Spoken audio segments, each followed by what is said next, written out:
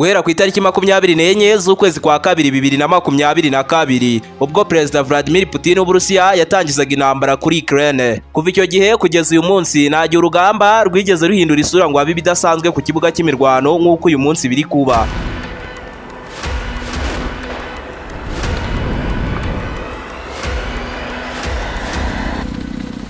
Erega wirukangana imbwa ukayimara ubwoba. Ibyo ni umunyarwanda wabivuze. Guhera mu mwaka wo muri 2022 abasirikare ba Putin bagikandagira ku butaka bwa Ukraine. Kugeza uyu munsi bamaze kwica ibihumbi byinshi cyane by'abasirikare ba Ukraine. Nifashishije ikinyamakuru cyitwa New York Times n'ibindi binyamakuru bigiye bikomeye byo mu burengerazuba ndetse no muri Aziya. Sanga muri Ukraine hamaze kwangizwa inyubako zisaga 210 zose zirashwe n'ibisasu by'Abarusi.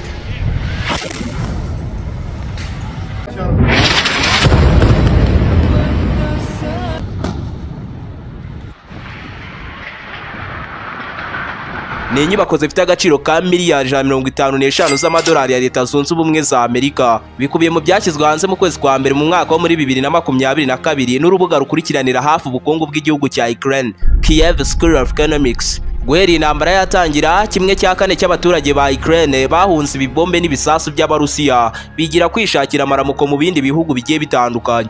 Ni abaturage miliyoni 6 zose.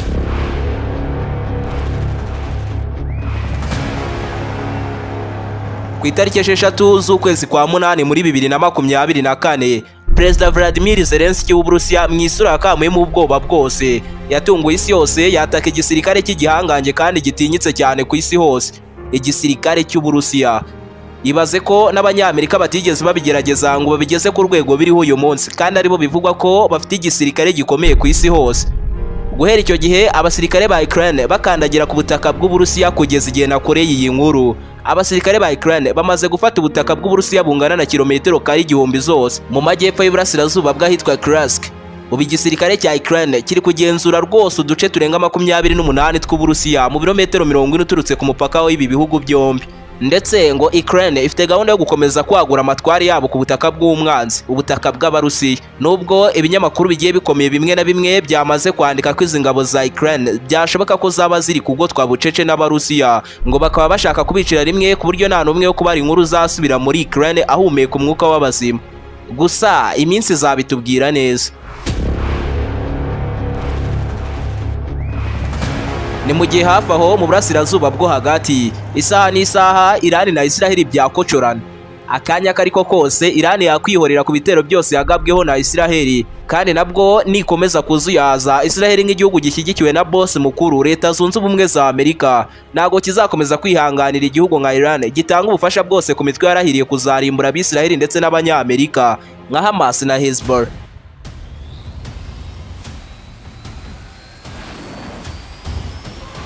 Israel has an inherent right to defend itself.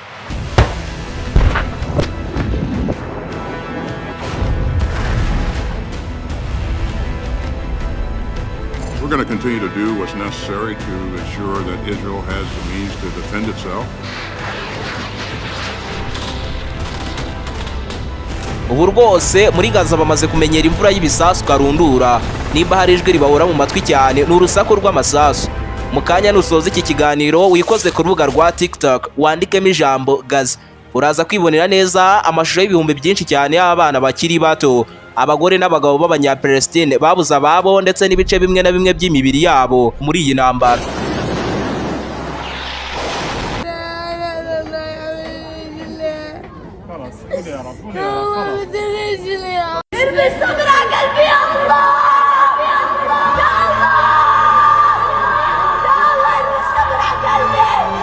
ارمي الصبر على قلبي، ارمي الصبر على قلبي يا الله. لا حول ولا قوة إلا بالله العلي العظيم.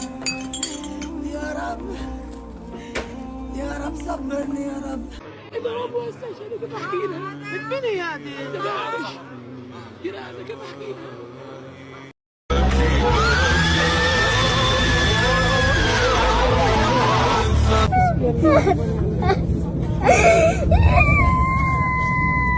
تعبنا كيف اللي بيصير فينا، والله تعبنا كل يوم من مكان لمكان، كل يوم من مكان لمكان. احنا مصدومين يا عالم.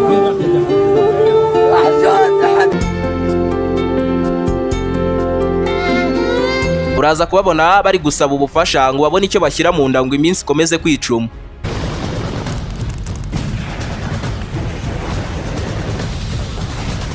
Ni mu gihe abasirikare ba Taiwan nabo bahoza urutoki mu mbarutso kubera uburyo rimwe na rimwe amato y'intambara agendera munsi y'inyanja ndetse n'indege z'indwanyi z'abashinwa zijya zitembereza hafi y'ubutaka bwabo kandi zikoreye ibisasi cya yose. Ndakwizeza yuko hari umunsi uzabyuka nureba mu bitangazamakuru usanga Ubushinwa na Taiwan byatangiye gukozanya, cyane ko Taiwan yarahiriye kuzarwanira ubutaka bwabo kugeza ku kuka ka nyuma. Erega igihugu cyose gifashwa na Leta Zunze Ubumwe za Amerika mu bijyanye n'igisirikare ntago kigerezwa n'uwari we wese.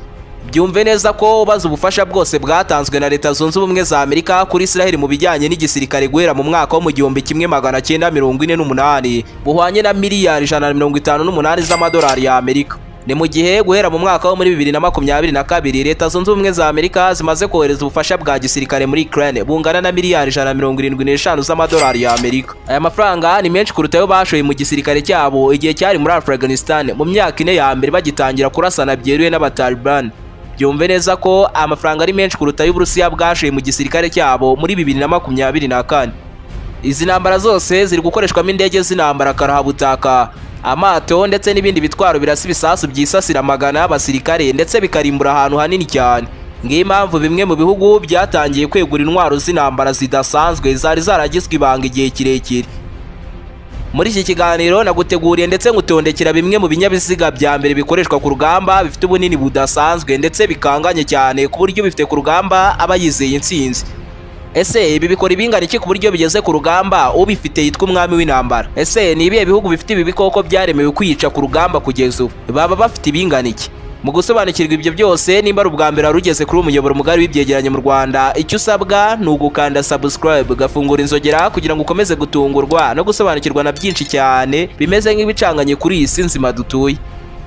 Ndi Aime Christian, ikaze.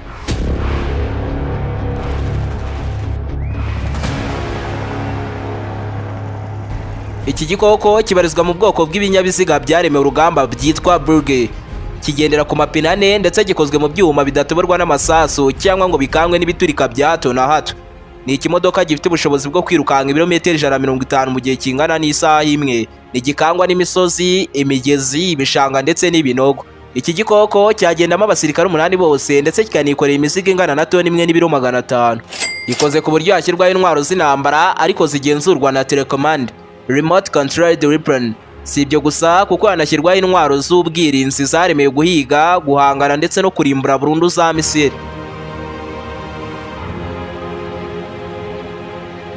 Iki kinyamaswa cyo cyitwa Rex. Ni ikimodoka gifite uburemere bungana na toni 100 zose. Bibaze ko ipine rimwe ryacyo rireshya na metero 3 na santimetero 20. Ku isi hose nta muntu wagera kuri ubu burebure bw'iri pine, uri hafi aha afite metero 2 na santimetero 51. Iki kimodoka cyose kireshya na metero 19 uturutse imbere ukagera inyuma, ikagera ubugari bwa metero 8 uturutse ku ruhande rumwe ukagera ku rundi. Ni mu gihe guturuka hasi ku ipine ukagera hejuru hacyo ari metero 6. Mbega wagira ngo ni inzu pe. Ibaze nawe ikintu cyakwikorera imizigo ingana n'uburemere gifite toni 100. Cyagendamo burende, kikagendamo ikimodoka cy'urugamba cyikorera intwaro ndetse na za container zimwe zibarirwa muri toni nka 70. Byumve neza ko iki kinyamaswa kigenda ku butaka ndetse n'igikangwe n'imigezi kubera uburyo kiba kiremerewe cyane. Ku butaka kigenda ku muvuduko w'ibirometero 26 ku isaha, naho mu mazi kikagenda ibirometero 13 mu gihe kingana n'isaha. Iki kukibona ku rugamba uri nko muri burende, ikiza no kukivira mu nzira ugakizwa n'amaguru cyangwa kikagusya mpaka ubaye nk'ubufu bwa gitarama. Cyakozwe n'Abanyamerika nyuma gato y'intambara ya kabiri y'isi yose. Aba Vietnam nibo bantu ba mbere basogongeye ku bubi n'ubuhangange bw'iki kintu.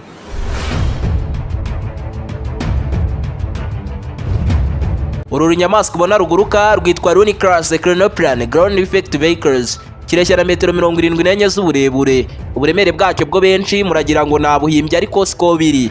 Toni 288 zose, kandi ifite ubushobozi bwo kwikorera ibisasu bingana na toni 100 ikabigurukana hejuru mu kirere mu birometero 1900 uturutse ku butaka ku muvuduko wa knots 297.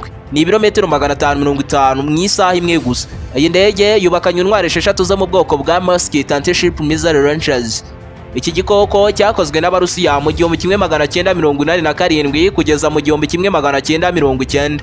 hari hapanzwe kuzakorwa ebyiri birangira hakozwe imwe indi irahagarikwa. Iyi gari ya moshi ureba yitwa LT23 Molded, nubwo yirebeye inyuma igaragara nk'izindi zose, ariko yo yakorewe urugamba kwikorera no kurasa za misile kirimbuzi zogoga ikirere zikambukiranya imigabane zo mu bwoko bwa ballistic.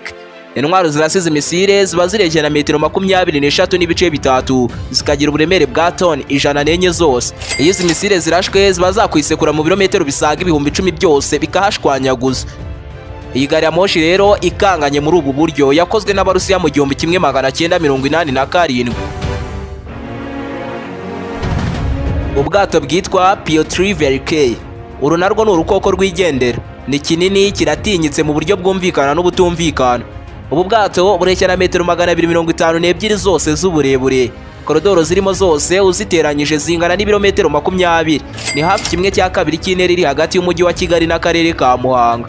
Ni ubwato bwa parikaho kajugujugu z'intambara 3 zo mu bwoko bwa K27, ndetse bukaba bwanabika ubwato busanzwe bwa metero 40, wongeyeho nuko bwubakanye intwaro igezweho irasa za torpedo. Aya mato yashyizwe ku mugaragaro n'igisirikare cy'Uburusiya mu 1996. Gusa ariko n'Abanyamerika bafite amato yitwa Gerald R. Ford, akaba ariyo mato atwara indege z'intambara manini ku isi hose, aircraft carriers. Kugira ngo akorwa arangire byatwaye imyaka 9 yose, ndetse bwuzuye butwaye miliyari 17 na miliyoni 500 z'amadolari ya Leta Zunze Ubumwe za Amerika. Ibaze ko amafaranga ari menshi kurutashorwa mu gisirikare mu bihugu byinshi ku isi hose buri mwaka. Ibi yarenza ni ibihugu 23 bya mbere gusa. Ubu bwato turi kuvuga bufite metero 337 z'uburebure na metero 70 z'ubugari, bigatuma rero haparika indege z'intambara zisaga 900 n'ibimodoka by'intambara bigera ku 100, wongeyeho n'umwanya wajyamo abasirikare basaga 4660. Bwashyizwe ahagaragara n'igisirikare cya Leta Zunze Ubumwe za Amerika muri 2013. Kugeza ubu Charles 2C nicyo gifaru kinini cyaba cyarigeze gikoreshwa ku rugamba, gifite toni 70 zose, metero 10 z'uburebure na metero 4 z'ubugari, ikora nk'imbunda ya milimetero 75 ndetse na machine gun 3. Ubundi abazi ubuhangange bw'iki kintu bakita imana y'urugamba. Iki gifaru cyubatswe n'Abafaransa mu 1917, intambara mbere y'isi yose iri kugana ku musozo. Cyageze mu ntambara kabiri y'isi yose kibasira abasirikare n'abandi b'ubusa barenza abahagije. Mu 1914 intambara mbere y'isi yose igitangira, Leta Zunze Ubumwe z'Abasoviet zubatse urufaru rw'urukoko rufite ishusho idasanzwe, gifite ibipine bibiri by'imbere binini cyane, aho ipine rimwe ryacyo gusa rireshya na metero 9, cyitwa Tsar Tank, cyakozwe ari kimwe cyonyine. Naho uzi neza uburemere bwacyo ariko kibarirwa muri toni 60 zose, gifite metero 18 z'uburebure uturutse inyuma ukagera imbere, kikagira ubugari bwa metero 12, uturutse ku butaka ukagera hejuru ku mutwe wacyo ni metero 9 zose. Ni ikintu cyagendamo abasirikare bagera ku 10. Hari urundi rufaru ruvunagura kandi rukarimbagura koko rw'Abadage rwitwa Panzer Aime, rufite toni 188. Ubu buremere bungana nk'ubw'imodoka zo mu bwoko bwa pickup 100 zose. Iki gifaru gifite metero 10 z'uburebure, metero 3.70 z'ubugari, guturuka hasi ukagera hejuru ni metero 3.63. Mbega kingana nk'uko wagerekeranya imodoka 6 zo mu bwoko bwa Jeep, 3 hasi n'izindi 3 hejuru. Uru nyamaswa rubasha kuba rwagenda ku muvuduko wa kilometero 19 mu gihe kingana n'isaha imwe gusa. Mu binyabiziga bya mbere by'urugamba bitinyitse cyane ku isi hose, ni ngombwa ko haza mu kajugujugu yitwa Miri Mi-26 helicopter, ikomoka ku yitwa Mi-26 TUV. Ifite metero 40 z'uburebure, naho uturutse hasi ukagera hejuru ni metero 8. Ni indege nini ku buryo mw'imbere harimo umwanya ungana nk'uw'ikibuga cya basketball. Mu busanzwe iyi ndege ifite toni 28 ndetse ikaba yatwara uburemere buyikubye kabiri. Ni indege yatwara abasirikare ikanabatwara n'ibikoresho byabo birimo imodoka z'urugamba. Ni indege ikorwa n'Abarusiya, ikaba ikoreshwa cyane mu Burusiya, Ubuhinde ndetse na Algeria. Kimwe nk'indege yitwa Mi-12 Hammer, ni indege yo mu bwoko bwa kajugujugu kandi ifite amababa nk'aya Boeing. Iyi nayo ifite toni zisaga 70, ikagira uburebure bwa metero 37 zose. Iyi ndege ifite ubushobozi bwo kwikorera ibifaru, ibimodoka by'urugamba, wongeyeho n'intwaro zitwa ICBM. Byumve neza rwose yuko yatwara toni zigera kuri 44 ahagenewe gutwara imizigo, ndetse ikaba yanatwara abasirikare bagera kuri 240 bose. Gusa nanone ariko buriya mu kirere ngo nta ndege n'imwe y'intambara yakwitambika y'Abarusiya yitwa Tupolev Tu-160. Ikaba ariyo ndege ya mbere nini kandi itinyitse mu bijyanye no kurekura umubaza bombe kirimbuzi zisekura ku butaka zita zishwanyaguza icyo zisanze. Igurukira ku butumburuke bwa metero 16,000 uturutse ku butaka. Yikoreye toni 275 zose z'ibiturika, ikabigurukana ku muvuduko ukubye kabiri w'ijwi risanzwe. Iyi ndege nishobora guhagarikwa mu buryo budasubirwaho na ya ndege abanyamerika birirwa barata yitwa F-35. Tupolev Tu-160 guturikiriza kure n'uyibone. Wowe icyo ubona gusa ubona abantu bapfa, inyubako zisenura ku butaka ukumva amatwi aramenetse. Iyo uri umunyamahirwe ntupfire muri icyo gitero, wongera gufungura amaso uri mu kagare k'abamugaye cyangwa uri mu kigo cy'abasazi utibuka ibyabaye. Iki gikoko cy'ubwato cyitwa Zubr. Gishobora kuba cyatwara ibifaru bitatu, abasirikare 10 babigendamo wongeyeho n'abandi basirikare basaga 140. Utakireba gutyo ukagisuzugura, kigenda ku muvuduko w'ibirometero 300 mu gihe kingana n'isaha imwe gusa. Ibaze ko ubwato niyo bugeze ku butaka bukomeza bukagenda ari kineri itari ndende. Aho buri ni nk'ahari kajugujugu ebyiri za mbere nini kubera uburyo haba hari umuyaga uteye ubwoba.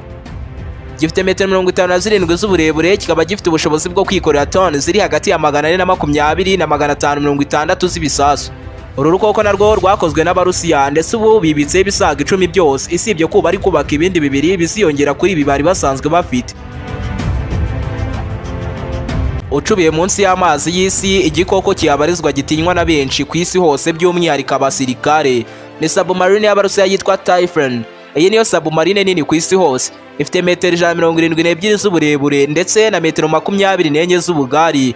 Ikaba ifite ububasha bwo kurasa misile kirimbuzi. Ubundi tudaciye ku ruhande ni nk'aho ari submarine ebyiri zisanzwe zahurijwe muri submarine imwe. Ikaba ifite ububasha bwo kumara amezi 6 yose bwibire munsi y'inyanja muri metero zisaga 400 z'ubujyakuzimu. Ndakubwiza ukuri yuko misile iraswa n'ubu bwato aho yisekuye nta n'umuzi w'icyatsi wahabona. Gusa ariko nanone iyo ubu bwato bugeze imbere y'igikoko cy'Abayapani cyitwa Yamato kigendera hejuru y'amazi, agomba kubaho kwitonda gukomeye cyane. Ubu bwato bw'Abayapani bufite metero 263 z'uburebure. Ni urusimba rwaremewe kwica no kurimbaguza buri kintu cyose. Rufite toni 7200. Ibi byo nanjye bineye ubwoba. Ubu nibwo bwato bwa mbere bwikoreye ibitwaro byinshi kandi bigiye bitandukanye bitinyitse, wongeyeho nuko bwa parika y'indege z'intambara zisaga 47.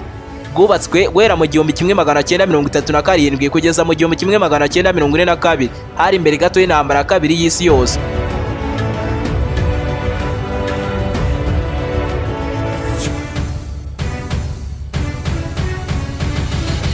Uyu munsi hari amahirwe menshi cyane yuko isaha n'isaha wakumva ngo intambara ya gatatu y'isi yose iratangiye. Ibihugu by'ibihangange bifitanye amakimbirane byose byatangiye gutegura intwaro za mbere mu zo bafite bizeye neza ko zakubita umwanzi ababaza. Hari n'abatangiye gutegura intwaro kirimbuzi zimwe zituritse umujyi wose ugahinduka itongo. Iyo ari igihugu gito rwose gihita gisibama ku ikarita y'isi. Ese ubona ibi bizarangira bite? Izi ntwaro twabonye se zo nizikoreshwa zizasiga iki koko? Igitekerezo cyawe n'uburyo wakiriye ino video urabidusangiza unyuze muri comment. Ibiganiro nk'ibi ushobora kubikurikirana mu mashusho magufi cyane unyuze ku rubuga rwa TikTok ni Aime Christian 01. Kandi nimba ari ubwa mbere wari ugeze kuri umuyoboro mugari w'ibyegeranyo mu Rwanda, ibuka gukanda subscribe ufungura inzogera kugira ngo ukomeze gutungurwa no gusobanukirwa na byinshi cyane bimeze nk'ibicanganye kuri iyi si nzima dutuye. Ndi Aime Christian. Naho ubutaha.